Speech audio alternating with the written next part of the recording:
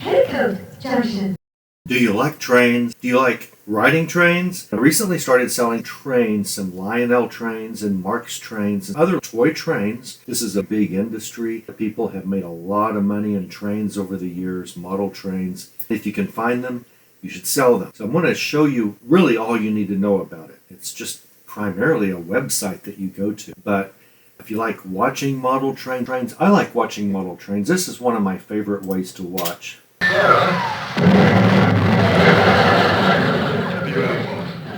Now that's my idea of watching trains move. But that would get pretty expensive, destroying your entire train set and tracks every time you payoff is worth it, right? Who doesn't like explosions? By far, the vintage trains you're going to find the most of are model trains, railroad cars, all sorts of cars that attach to them.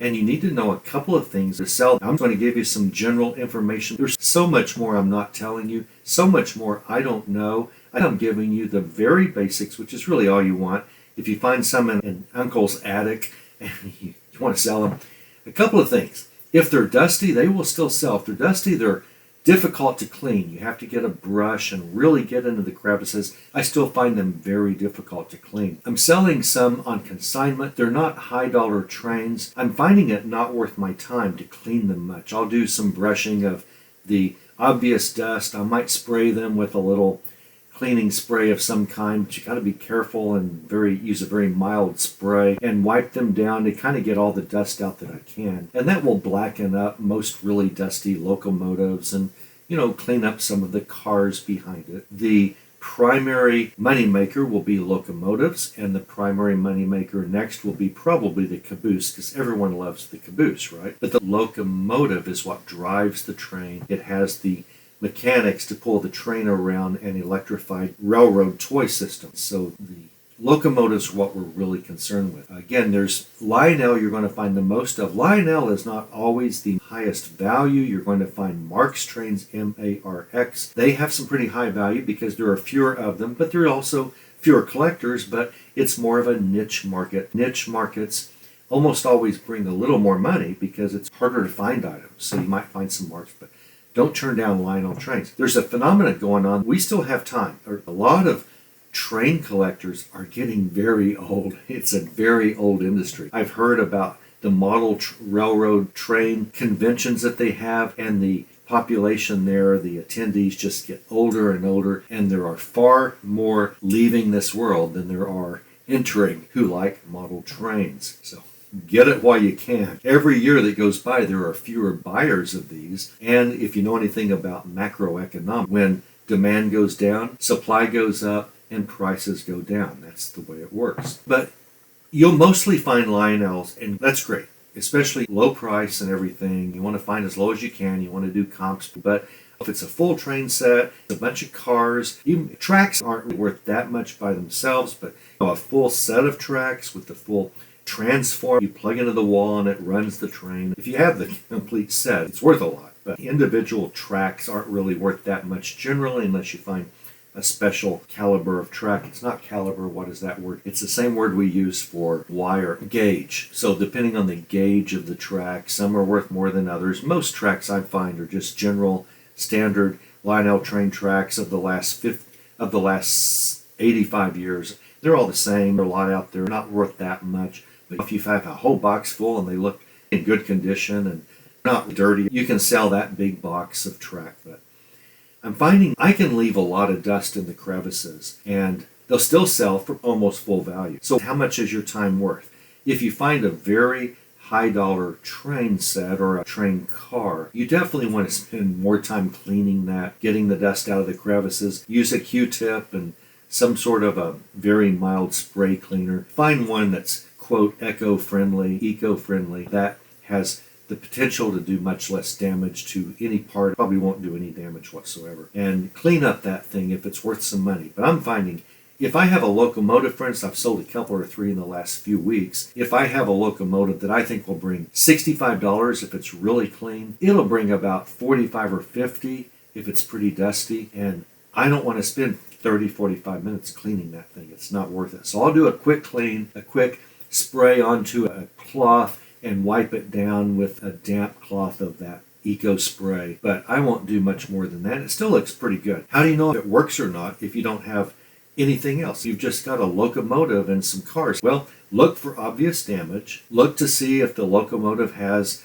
a light bulb in front. Sometimes they're removed and cannibalized for other parts by collectors. Just kind of get a feel for it. But unless you have all the tracks and the transformer and everything else, you don't know if it works. You just have to tell your buyer. I like to say, we have no way of testing this. And I'll put that in the middle of the condition notes that I'm writing. We have no way to test this, but we'll list it at a great price, and they can see that you have a money-back guarantee, return anything, and we'll pay for it. Generally, if they look okay, if they don't look broken, they're probably not broken. These were pretty heavy-duty little trains. But you might find if wheels look damaged, if they look bent, they probably are bent, probably not good. So you're going to have to ask less and really be sure and point that out. It's easy to do comps because you just can Google image it, or just most trains you can just, can't see any cars here very clearly, but most of the cars, Union Pacific, just, take a picture of it with your eBay app, do a visual image search, and you'll find it. You'll find the cars, and they're worth far less than the locomotive, but they're worth money, so you want to look them up, and that's the way you do comps. Locomotives are tougher. Locomotives are very different, and the way that you tell the difference between locomotives are by the number of wheels on the locomotive. I'm going to show you a website. After you listen to this video, it's the only website you need if you ever have to sell model railroad train toys, and that's Tandem Associates. It says it's copyright 1996 to 2022, and this, I don't think they've done any update on their format of their website since 1996. I mean, this has a feel of the pre-2000 web pages just throughout the whole thing. It's definitely an old format that they just never bothered to upgrade, but it works fine. Now, what you want to do is look through this, if you've got Mark's trains or Lionel trains, but Lionel Index is going to be where you often go. You're going to learn more things about different parts of the train. This has a lot of information. You can learn a lot about model trains. I don't want to know that much about them. I just want to know what I'm telling you, and that's all I want to know, because I want to sell them the easiest way I can, the fastest way I can, for the most money, given the effort I want to put into it. Really, the only thing I've ever, other than I studied the site some, but the only thing I really care about is this first one. I do have some Mark's trains, but I primarily, and you will too, have Lionel trains, and you click identify Lionel trains. This is what you're going to want most of all. And it's really easier than doing comps on eBay is to do this first. A tender, by the way, is the car on the back of the locomotive. Let's go back to here. That's a tender. It holds all the coal. The coal they shovel the coal into the fire that causes the old railroad trains to run. Obviously, there's no coal with electric toy trains, but your tender car, your coal tender, coal, C-O-A-L, car, will always follow the locomotive, almost always, except in modern types of toy trains. And so that's what tender is. The other accessories and rolling stock means the rest of the cars, they're worth far less money than the locomotives. Locomotives almost always come with a tender. You'll find them sold in pairs. They're rarely separated, priced. Although, I shouldn't say that. You'll often find these together. If I were you, just sell them together. I mean, don't sell the tender car by itself. It's just, I don't know. It's not going to bring a lot of money. It adds a little value to your locomotive. So if you have a locomotive and a tender car that match, sell them together. Okay, but the one thing you want to do is identify your locomotives. Remember, we got here because it said identify Lionel trains, and you're going to click on locomotives. And you have to put this in your title. This is how collectors search. They're not going to find you often. If they're looking for a 264 Adriatic locomotive and you don't have 264 or Adriatic in your title, they're just not going to find you. I mean, they're not going to look through every train. They're not going to look at all this. That's a 0, not an O, so 440 American, 484 Northern, and so forth. These numbers, the three numbers, relate to how many wheels are on the front, center, and back of a locomotive. Just the locomotive, front, center, and back.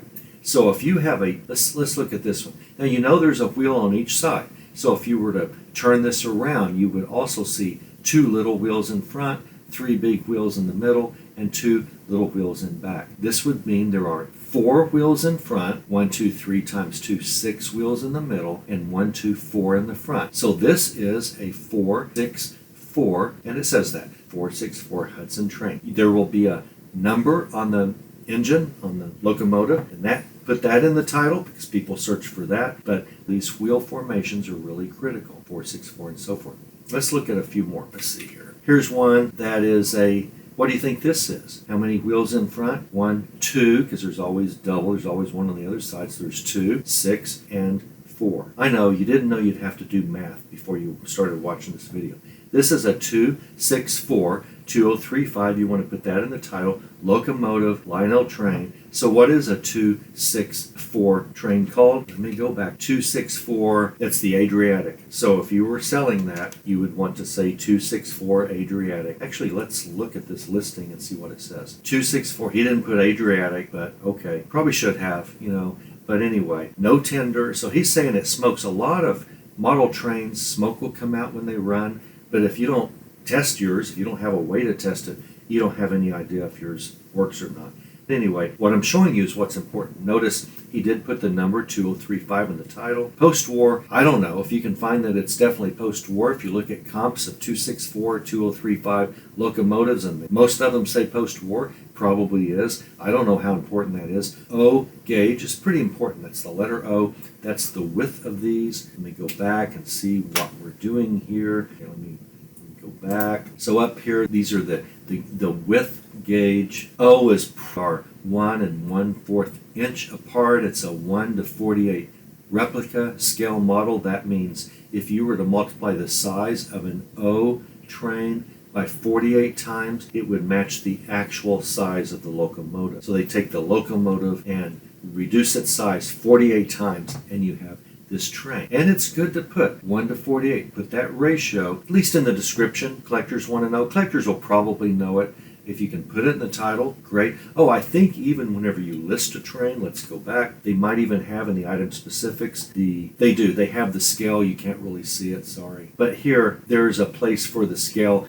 You can't see it because it's out of your view, but the word scale is here to the left, 1 to 64. Okay, I guess it is. 1 to 64, fine. And so in the item specifics, you want to put the scale. That's where the scale goes. You don't need to put it in the title because there's an item specific for it. And going back to locomotives, and that was what? That was 264, yeah. So a 264 Adriatic, put the number, and that's how you're going to sell this thing. Let's look at the next. This will be what? This is a big one. This is a 686. 686. 6 wheels, 6 middle big wheels, and 6 small wheels in back. This would be, I would assume, a huge train. 671, let's go to it's a 686. Let's go look at that. 686, it's a Pennsylvania. Yeah, it's the longest one. Well, no, it's the longest one. 686, Pennsylvania. 6200 steam turbine. I don't know what that means. Let's see if they mention it here. They don't. This person knows very little about eBay, very little about trains is my guess, since there's hardly anything in the title. He or she did know to say 686. They put 671, the train number that's embedded, that's printed on the train, on the locomotive, and I guess that's all they say. And then one more. So we've got here a what? This is a special one.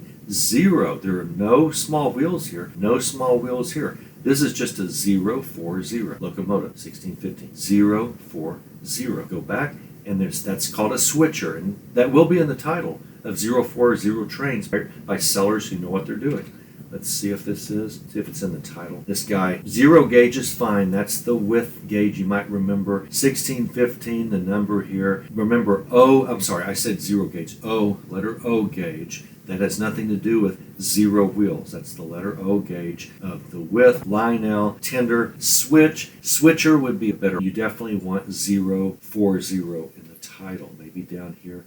Sorry, this thing keeps. Maybe it says, yeah. For his wheel configuration, he did choose 040. So technically, you don't need it in the title since there is a wheel configuration in the item specifics. I would still put it. I mean, if someone types 040 in their title, I want to double my chances of being seen. Other than that, they're pretty easy to ship. You bubble wrap them, put them in a box. It's not like glass. You don't have to double box them. If you have a very expensive locomotive, you want to really take care and use very thick bubble wrap and things like that. Any car is very lightweight. The locomotive has a lot of internal motor parts in there, a lot of cast iron parts and things like that. So these are heavy compared to all the other cars on the train that you might have in a toy train set, or if you just have a locomotive and several cars. The several cars are going to be very lightweight and they'll ship no problem. The lighter weight of something, really the less fragile it is to ship, because there's nothing heavy to boom and then break and then get all messed up.